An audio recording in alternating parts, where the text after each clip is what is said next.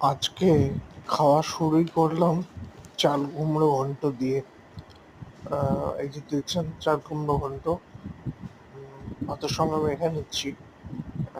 চাল কুমড়ো ঘন্টটা দেখে বোঝা যাচ্ছে কিনা জানি না, ছিল খুব কচি, ফলে খেতে একেবারে দুর্দান্ত লাগছিল। আহ, এই বর্ষার সময়টা, এখন অতিবৃষ্টি চলছে বলে আহ, হয়তো চাল কুমড়োর দামটা একটু কম, না হলে অন্যান্য সময় বেশি থাকে। আমি একটা বড় চাল কুমড়ো এনেছি 30 টাকা দিয়ে।